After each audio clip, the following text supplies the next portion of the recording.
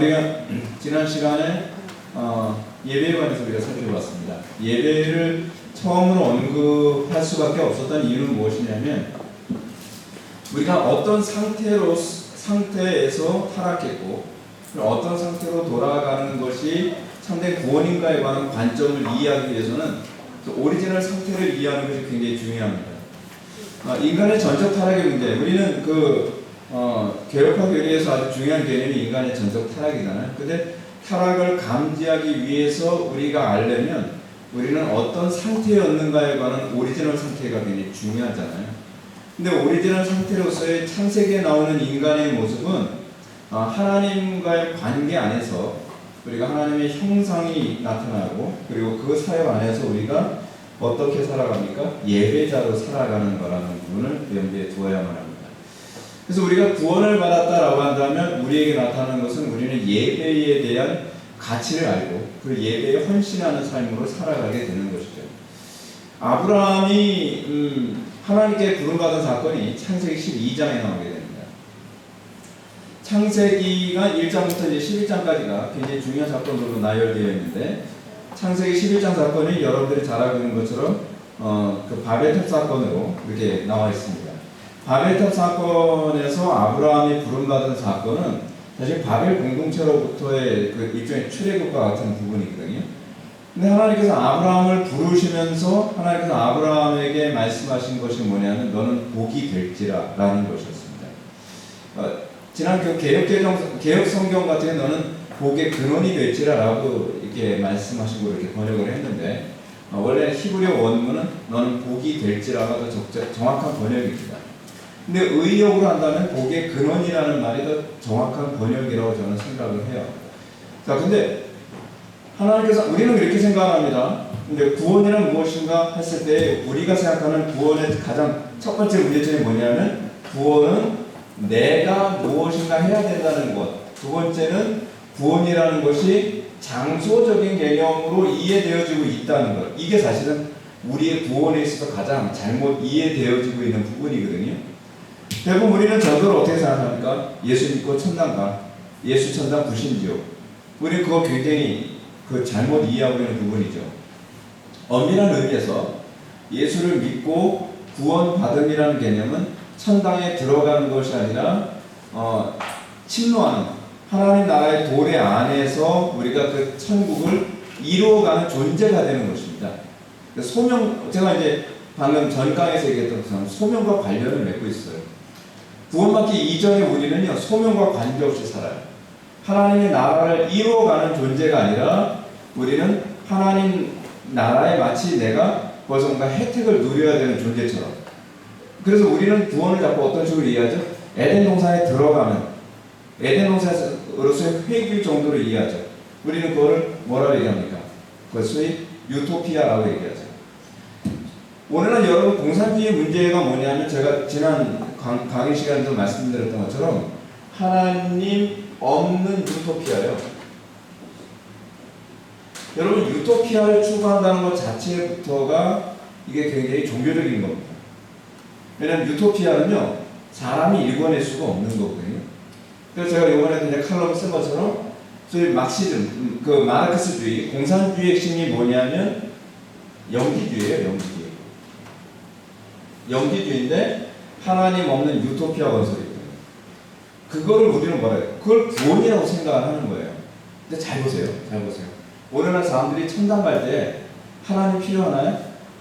거기 하나님 계신지 안 계신지 별로 관심 없죠. 그래 난 천당만 가면 된다고 생각하는 거예요. 이 땅에서 막 살아도. 그러니까 소위 구원파의 문제가 뭐냐면 나는 개판 5분 전에 살아도 그래도 나는 구원의 확신이 있어. 난 천당만 가면 되는 거 아니야?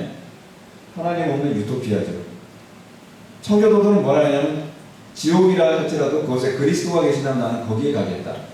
그러니까 저희 청교도들이 생각하는 구원의 개념은 무엇이냐면 그리스도와의 완전한 연합, 그 연합의 완성에 관한 열망이거든요.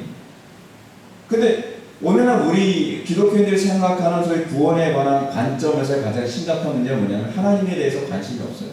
그리스도가 관심이 없어요. 내가 장소적으로 천당에 들어가냐 못 가냐 주로 이제 그거에만 관심을 갖는 거죠. 사람들이 이런 얘기합니다. 목사님 그러면 제가 천당 갈 수 있나요? 없나요? 저 구원 받을 수 있나요? 없나요? 여러분 이런 질문 한번 들어볼게요.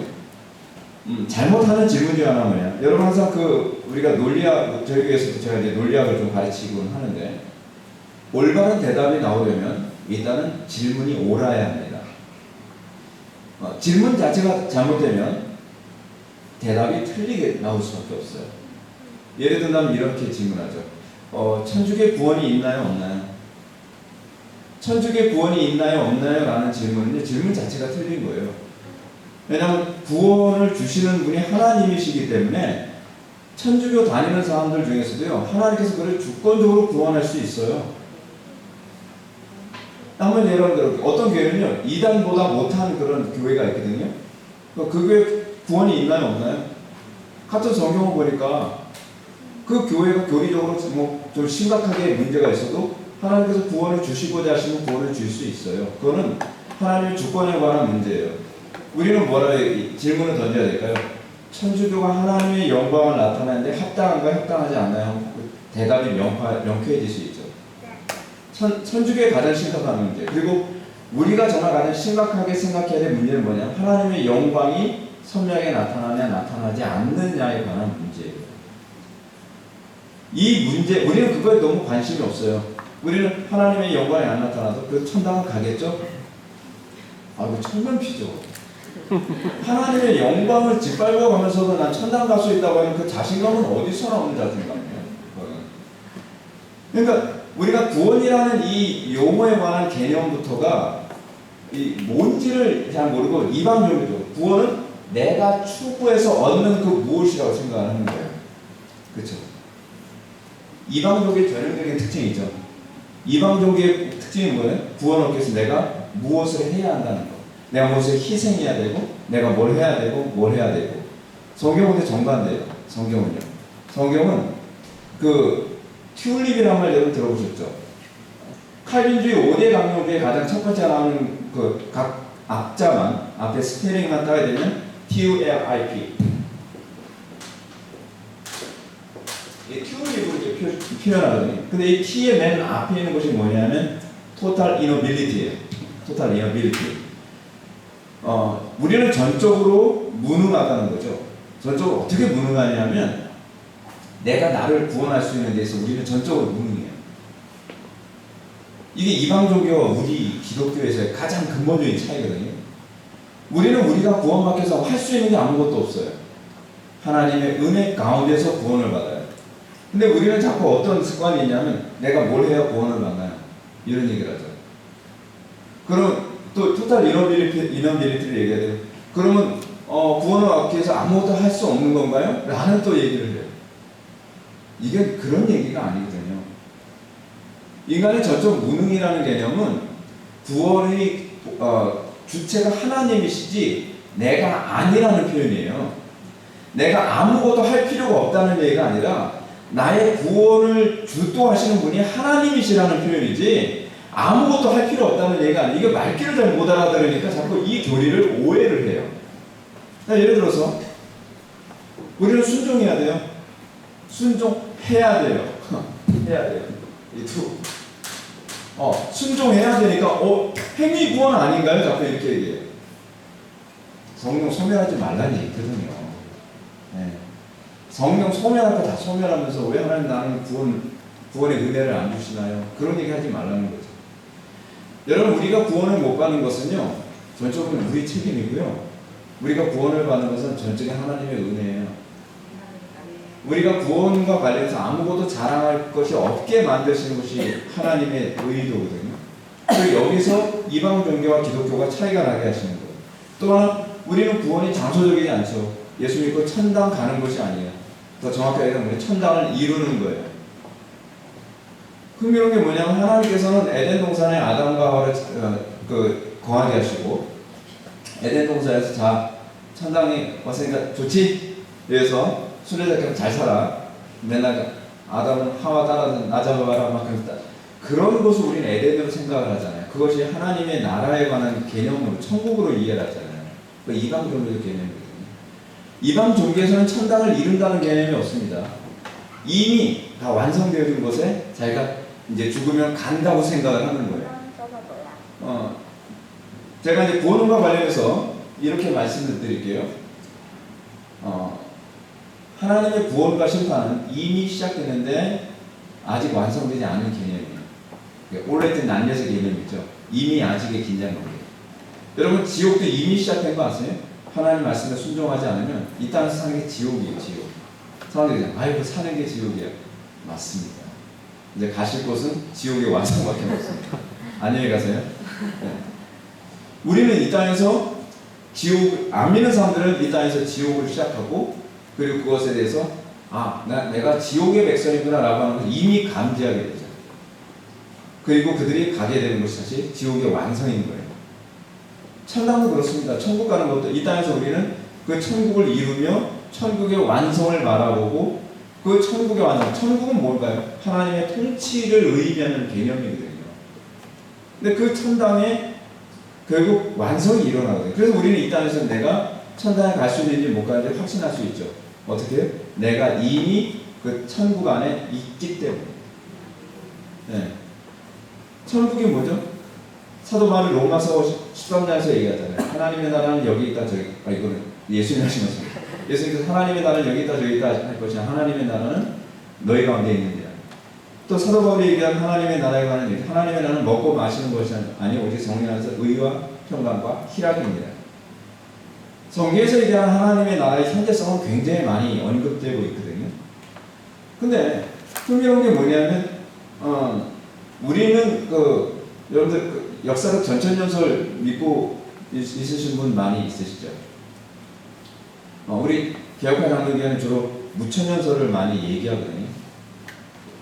그 무천연설의 관점에서 봤을 때 구원의 완성으로서의 천당은 어디냐면 죽어서 가는 어떤 내세 세계가 아니에요. 하나님의 나라가 이 땅에서 완성되는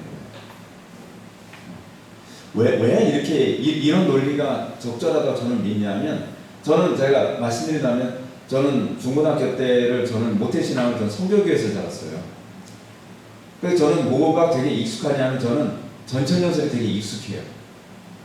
근데 저는 전천연설을 이미 익숙해져 있는 상태에서 무천연설을 공부하면서 굉장히 충격을 받았어요. 그리고 구약 성경으로부터 쭉 가는 흐름 안에서 무천연설이 논리적으로 부합하다고 저는 생각을 하게 돼서 저는 역사적 전천연설이나 세대주의적 전천연설을 저는 거부해요. 역사적 전천연설 무천연설의 기본적 개념이 무엇이냐면 이 땅에서 하나님의 나라가 시작이 되고 그리고 예수 그리스도 통해서 그 진행이 되죠. 그리고 새하늘과 새 땅이 일어남으로써 이 땅에 하나님의 나라가 최종적으로 완성된다고 보는 관점이거든요. 근데 그 관점을 입증하는 연력 구절이 하나 있는데 새하늘과 새 땅에 있을 때 여러분 요한계시록 21장인가 그래서 새하늘과 새 땅이라고 했을 때 새라고 하는 말이 나오잖아요. 이 새가 네오스가 아니라 카이노스라고 하는 헬라어를 사용해요. 네오스라고 하는 말은 영어의 뉴가 이제 네오스의 번역형인데 그냥 아무것도 기존에 있던 싹 다 포맷시켜버리고 새로운 것을 만든 것을 네오스라고 얘기하거든요. 근데 헬라어에서 카이노스 같은 경우에는 뭐라고 번역이 돼야 되냐면 갱신이에요. 갱신. 그러니까 망가졌던 것을 깨끗이 싹 수리해서 완전히 퍼펙트하게 완전히 새 것이 되게 만드는 거예요. 근데 그것이 맞을 수밖에 없는 게 뭐냐면 하나님께서 온 우주 만물을 창조하셨어요. 근데 인간이 타락하고 나서 내가 만들어 놨는데 인간이 다 타락하고 저 마귀 저놈들이 다 망쳐놨기 때문에 싹 포맷시켜버리고 새로 만들어야겠다 한다면 하나님의 창조는 성공한 건가요? 실패한 거였까요? 실패한 것이 되는 거예요. 왜냐하면 사탄의 궁극적 목적은 하나님의 창조에 대한 철저한 파괴거든요. 근데 하나님께서는 그렇게 하지 않으시죠. 자 보세요. 여러분들 구원받고 나서 완전히 딴 사람 되나요? 갱신되는 거예요. 그렇죠? 우리는요 예수 딱 믿고 나서 딴 사람이 딱 돼서 전 어제 그 사람이 아닙니다. 저 얼굴도 달라졌죠? 키도 달라졌죠? 저 딴 사람이요? 그러지 않는단 말이에요. 우리는 어제 그 사람인데 갱신되어야 돼요. 그래서 우리는 저 사람 딴 사람 된 것 같네 그러잖아요. 그렇다고 해서 그 사람이 완전히 기존과 포맷되어지고 그런 건 아니잖아요. 갱신이죠. 갱신에 관한 개념. 그 구약에서 나오는 모든 개념들이 다 갱신의 개념. 예를 들어서 하나님께서 이스라엘 백성들을 선택하셔서 가나안 땅에 진군하도록 들어가게 하셨습니다. 여러분들 가나안 땅이 성전인 거 아시죠? 가나안 땅은 성전이에요. 그 구원과 관련해서 우리가 이해해야 되는 중요한 개념이 뭐냐면 성전이라는 개념입니다. 성전. 우리는 성전 하게 되면 뭐 돌로 쌓은 건물을 자꾸 떠올리죠. 그렇죠? 근데 사실은 성전이라는 개념은 사실은 하나님의 창조의 전체 개념이에요. 하나님께서 에덴 동산을 창조하셨잖아요. 근데 에덴 동산은 사실은 성전이었어요. 더 정확하게 얘기한다면 에덴 동산을 구약 신학자들이 대부분 하는 얘기가 뭐냐면 성전은 지성소예요. 지성소. 지성소로 창조하셨어요. 그래서 여러분 그걸 의미하는 바가 뭐로 나타나냐면 성막에서 나옵니다. 성막이나 성전의 구조를 보게 되면은 그 성막에 여러분 들어가는 입구 있잖아요. 거기 보게 되면은 성막에 그러니까 성소와 지성소가 있는데 성소와 지성소 둘 다 이제 정방형이거든요. 다 정사각형으로 되어 있는데 첫 번째 성소에 들어가야 되면 지성소 들어가는 입구에 그 막이 있잖아요. 휘장에 뭐가 있냐면 그룹이 있어요. 뭘 떠올리게 하는지 알죠? 그룹이 있고 주변에 해와 달과 별 같은 것이 다 있고요. 우주를 상징하죠. 그러니까 성막을 딱 보면요. 하나님께서 천지 창조를 했던 그 천지 우주 만물에 대한 그 이미지가 거기 다 있어요. 그래서 예수님께서 십자가에 못 박혀 돌아가셨을 때 뭐가 찢어졌죠? 휘장이 찢어졌죠. 왜냐하면 휘장에 그룹이 무늬가 놓여져 있거든요. 그건 뭘 얘기하냐면 에덴 동산 들어가는 입구가 비로소 열렸다라고 하는 걸 얘기하는 거죠. 즉 구원이라는 개념은 결국 에덴으로 회귀거든요. 에덴으로 회귀. 에덴으로 회귀를 하는데 그냥 어떻게 가나안 땅 에덴 동산 들어가느냐. 근데 그 에덴 동산 들어가서 뭐 하는 건데? 라고 생각하죠. 근데 그거를 이제 히브리서에서는 뭐라 얘기하냐면 우리가 성전에 들어갈 담력을 얻었느냐. 사실 그 지성소 얘기하는 거거든요. 근데 그것이 어디서 나왔냐면 이스라엘 백성들이 여러분 이게 이제 저 지도자 목걸이니까 그냥 대충 그냥 이렇다고 생각하세요. 이게 사람 미가 아닙니다. 여기 있는데 여기 뭐 요단강이 있고 요즘에 보면 저희 사해바다 있고 그렇잖아요. 근데 하나님께서 이스라엘 백성들을 조금 위처럼 생겼죠. 제가 좀 위가 꽉 찼어요. 하나님께서 출애굽을 시켜주셔가지고 다이렉트로 이렇게 들어가야 되는데 하나님께서 이쪽으로 이렇게 들어가게 하셨단 말이에요. 네. 그러니까 모압 땅에서 여리고 성전 방향으로 이렇게 들어가게 하셨어요. 근데 여기가 정동이에요. 딱 정동이에요. 정동이 뭐냐면 에덴 동산의 입구가 동쪽이거든요. 성막을 질 때도요. 이스라엘 백성들이 성막 져라 그러는데 그러면 뭐부터 찾을까요? 동쪽 방향부터 찾아요. 동쪽 방향에다가 정문 입구를 만들어서 성막을 이렇게 했거든요. 이스라엘 백성들이 가나안 땅에 들어갔다는 건 가나안 땅에 들어갔는데 어떻게 들어가죠? 이 법궤, 그렇죠? 법궤에 뭐가 있죠? 위에 시은좌가 있죠. 시은좌에 뭐가 있나요? 그룹 천사들이 있잖아요.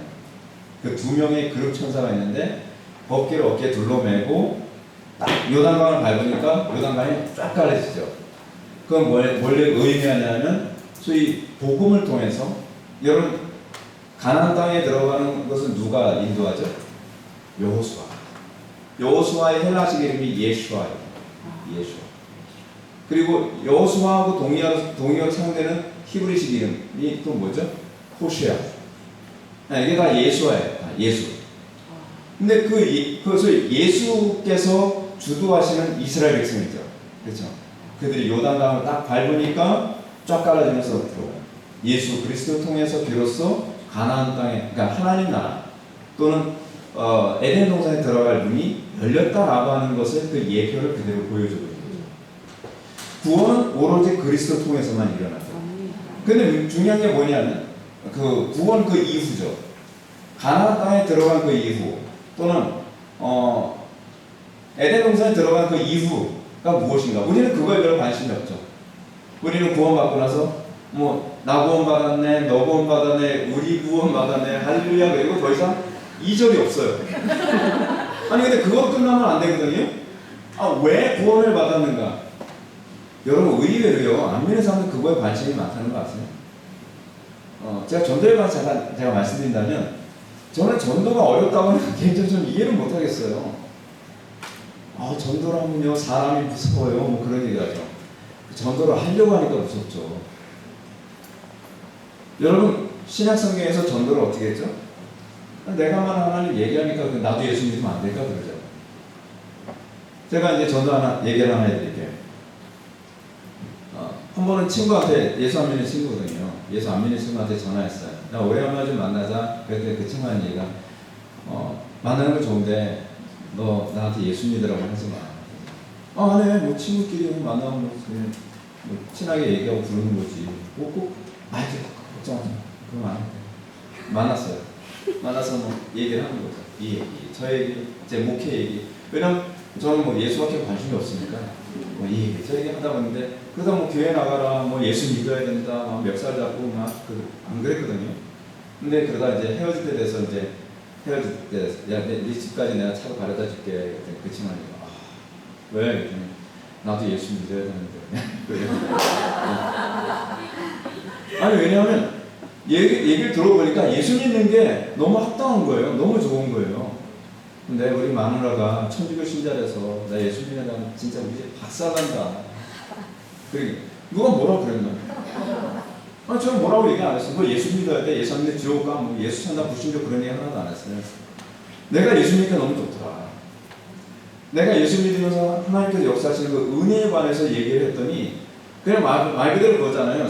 그 요한복음 4장에는 와 보라 했더니 그냥 와 볼게 하면서 했더니 거기서 뭐 사람들 달라지는 거잖아요. 네. 근데 우리는 문제가 뭐냐면 예수 믿음에 대한 기쁨이 없어요. 감격이 없어요. 그냥 우리부터 얼굴 시큰해가지고 예수 믿어야 돼. 예수하면 근데 그 사람 믿어서 그 사람 말대로 예수 믿었다 지옥 갈 것 같은 게 얼굴 표정이 그러니까 전도가 안 되죠. 내 속에 예수 믿음에 대한 흥분과 감격이 있으면 야 나도 예수 믿으면 너처럼 될 수 있니? 그런 거죠. 근데 나도 예수 믿으면 너처럼 될까? 그게 무슨 거예요? 그러면 전도 안 되죠. 전도가 안 되죠. 복음이라고 하는 것은 내 속에 하나님의 생명의 넘쳐남이 있거든요. 자 보세요. 하나님 다음 들어왔어요. 뭐하래요? 거기 들어와서 이제 니네 잘 먹고 잘 살아. 이제 나는 이제 너 신경 안 쓴다. 너 들여보냈으니까 이건 내 할 일이다. 그게 전형적인 이신론적 신간이에요. 우리는 더 이상 하나님을 별로 염두에 안 들고 있어요. 천국 가면 하나님 없을까요? 천국 가면 이제 하나님 신경 안 써도 되나요? 천국 가면 우리 떠올리는 게 뭐예요? 그냥 그거죠. 뭐 환타가 그리고 뭐 초콜릿 지붕에다가 뭐 과자무늬 맨날 뭐 그거 먹고 뭐 그런 거. 행복해. 그래서 사랑하는 우리 그 애완견들 거기 있으면 우리 애완견도 거기 가면 있을까요? 없을 가능성이 많아요. 네. 뭐 그런 거라 생각하고 거기서 내가 행복 누리는 거에만 관심을 갖고 있단 말이에요. 근데 우리는 하나님 나라의 가장 기본적 개념이 뭐냐면 그곳에서 우리가 복의 근원으로 살아가는 그게 우리가 에덴 동산에서 살아가게 된 삶의 어떤 방향이 있다. 영원한 천국에 들어갔는데 나의 이기심을 충족하는 곳이라는 여러분 그런 얘기 있잖아요. 어떤 시어머니가 굉장히 못된 시어머니가 있어요. 근데 아무리 전도해도 예수를 안 믿어요. 그 며느리가 왜 예수 안 믿니? 그랬더니 우리 어머니 시어머니 계신 천국이면 저는 안 가고 싶어요. 그렇게 전도가 되겠습니까? 천국은요 사도 바울이 로마서 13장에서 그런 얘기 너희 중에 아무든 자기를 위해 사는 자가 없고 하나님과 이웃을 위해서 사는 자들이 가는 거죠. 천국에 이기심이 가득한 사람들이 모여있는 곳에 가게 되면 얼마나 끔찍해요. 거기가 지옥이죠.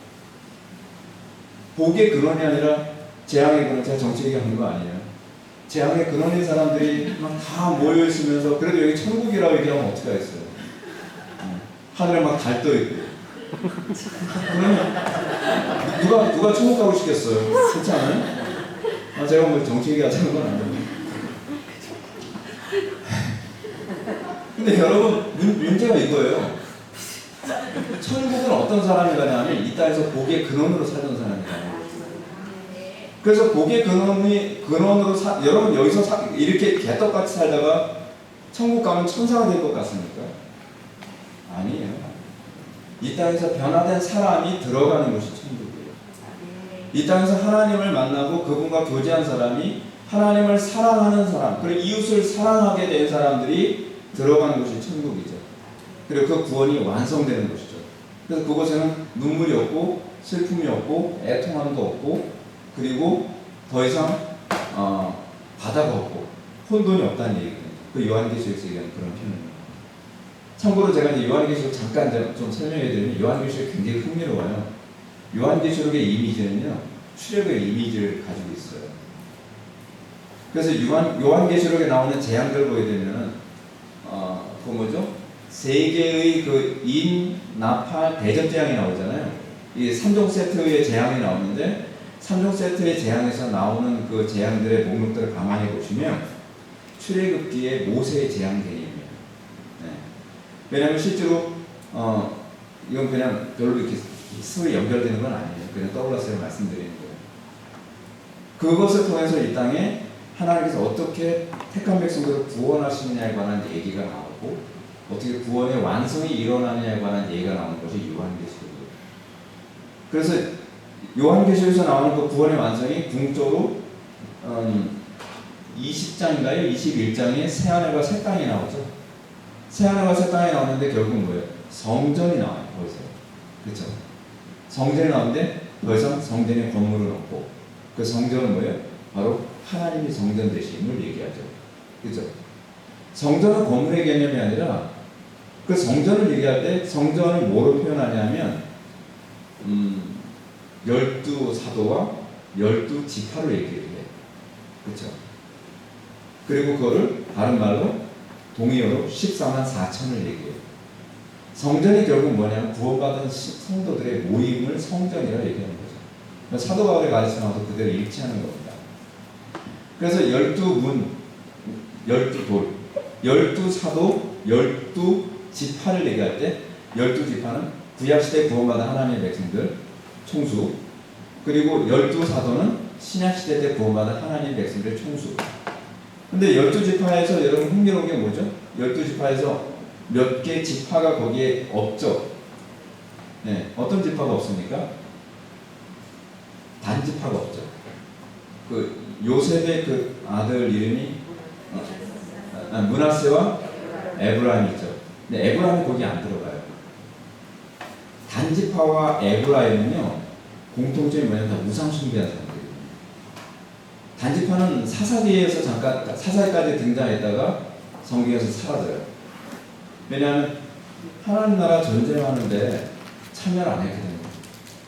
하나님 여호수아를 필두로 해서 가나안 땅에 딱 진군에 들어갔는데 하나님께서 12지파에게 분배를 했잖아요. 분배를 시켜주고 뭐예요? 싸워라. 그래서 싸워서 너희들이 전쟁에서 얻은 것만은 네 것이 될 것이다에 관한 얘기를 했죠. 제가 오전에 말씀드렸던 것과 동일하게 일치하지 않나요? 이름 부여하는 거. 그렇죠? 하나님께서 각 사람에게 부여한 어떤 지경이 있잖아요. 그거 사실은 가나안 땅의 영역과 같은 개념이거든요. 하나님께서 그러죠. 네가 이름을 어떻게 짓나 보려고 제비를 뽑아서 각 사람들이 하나님께서 여러분 거기에 철병거가 있던 건 중요한 문제가 아니에요. 중요한 건 하나님께서 나에게 허락하여 주신 그 지경을 넓히는 삶을 살아가는 것이 그게 구원받은 삶의 모습이에요. 근데 우리는 구원 이후에 대해서 어떻게 생각하죠? 교회에서 내가 위로받으러 왔지 맨날 죄 지적받으러 왔나요? 내가 교회에서 정말 위로받으러 왔는데 맨날 봉사해라, 헌신해라, 희생해라, 무슨 이제 동성애가 어쩌고저쩌고 하면서 또 강사로 뛰라, 피곤해. 내가 이러려고 예수 믿었나? 그러려고 예수 믿은 거예요. 네. 여러분들 이걸 착각하면 안 돼요. 전쟁하라고 우리에게 생명 주신 거거든요. 하나님께서 거기 딱 주시면서 이제는 거기서 정착해서 잘 먹고 잘 살아. 이 사람들이 뭐라 그러죠? 애굽에 들어갔으면 고기 먹을 수 있고 편한데 내가 왜 사서 고생을 해야 되지? 그게 단지파의 생각이었어요. 그 사사기에서 보게 되면 단지파는 어떻습니까? 약하고 그리고 자기가 편한 곳만 찾아다니죠. 그래서 하나님께서 분배해 주시지도 않은 땅을 자기가 정복해서 우리 여기서 행복하게 사면 돼. 더 이상 우리에게 뭐라고 얘기하죠? Don't touch. 그러더니 단지파는 하나님 나라의 기업에서 요한계시록에서 사라져버리고 말아요. 이게 이제 무엇과 관련을 맺고 있냐면요. 일시신앙의 대표적인 사람이 있어요. 사도행전에서. 누가 있나요? 대마. 사도 바울이 대마에 대해서 뭐라 하냐면 저가 나중에 세상을 사랑해서 떠났다라고 얘기하고 있잖아요. 하나님 나라의 거룩한 전쟁을 사랑했다 일종의 사역을 하다가 타령하는 개념이에요. 세상으로 다시 돌아가. 그리고 하나님과 결별하고 살아가. 사도 바울은 이것과 대조적으로 뭐라고 얘기해요? 자기 자신을 나는 선한 싸움 다 싸우고 달려갈 길을 마치고 믿음을 지켰노라. 우리가 자기의 사역지에서 하나님은 나에게 허락하여 주신 그 지경에 하나님의 통치를 구현하기 위해서 선한 싸움 싸우는 것, 왜 그거 위해서 구원받은 겁니다. 우리가 자기에게 주어진 지경을 넓히는 데 관심이 없다면 우리는 사실은 하나님의 구원과 별로 관계가 없다고 볼 수 있습니다. 제가 이런 말씀 드릴게요. 저는 구원론에 대해서 굉장히 예민해요. 그 이유가 뭐냐면 제가 고등학교 다닐 때 저를 가르쳤던 선생님이 있어요. 주일학교 선생님. 그 선생님이 교회에서 굉장히 좋은 평가를 받고 헌금도 많이 하시고 교회 봉사 되게 많이 하시는 분이셨어요.